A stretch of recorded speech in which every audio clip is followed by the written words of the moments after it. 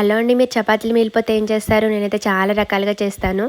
Night చేసిన chapati morning పెనం మీద కొంచెం వేడి చేసి దాని మీద ఎగ్ కొట్టేసి ఉప్పు, కారం, మిరియాల పొడి, కొంచెం చాట్ మసాలా వేసి 2 సైడ్స్ కాల్చి ఇస్తే చాలా బావుంటది టేస్ట్. మా చిన్నమ్మాయి అయితే చాలా బాగా తింటది.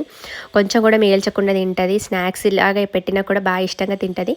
పిల్లలు చిన్నగున్నప్పుడైతే దోస మీద గానీ, చపాతీ మీద గానీ ఇలా ఎగ్ కొట్టేసి ఉప్పు, కారము, ధనియాల పొడి, చాట్ మసాలా, కొత్తిమీర తురుము, క్యారెట్ తురుము ఇలా వేసి 4 పీసెస్ కట్ చేసి పిజ్జా అని చెప్పి ఇచ్చేదాన్ని. పిల్లలు ఎగిరి గంతేసుకుంటూ తినేవాళ్ళు. చాలా టేస్టీగా ఉంటది.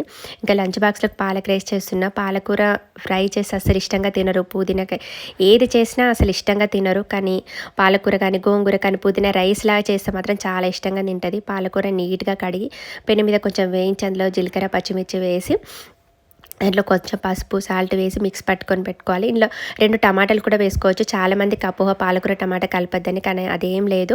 నేను టమాటా లేవు కాబట్టి వేయలేదు. అది పేస్ట్ చేసి పెట్టుకోవాలి. ఇంకా కడాయి తీసుకొని ఆయిల్ వేసి ఎండుమిర్చి, పచ్చిమిర్చి, జీలకర్ర, ఆవాలు, ఆనియన్ వేసి బాగా వేగినాక కరివేపాకు వేసి వేగినాక అల్లం వెల్లుల్లి పేస్ట్ చేసి పెట్టుకున్న పాలక్ పేస్ట్ని వేసి అది బాగా వేగినాక పసుపు, ఉప్పు వేసి ఇంకా అన్నం వేసి కలుపుకొని లాస్ట్‌కి నిమ్మరసం పిండితే టేస్ట్ పాలక్ రైస్ రెడీ అవుతుందండి లంచ్ బాక్స్‌లోకి. మీరు కూడా ఒకసారి ట్రై చేయండి. నచ్చితే లైక్ అండ్ సబ్స్క్రైబ్. ఉంటాను.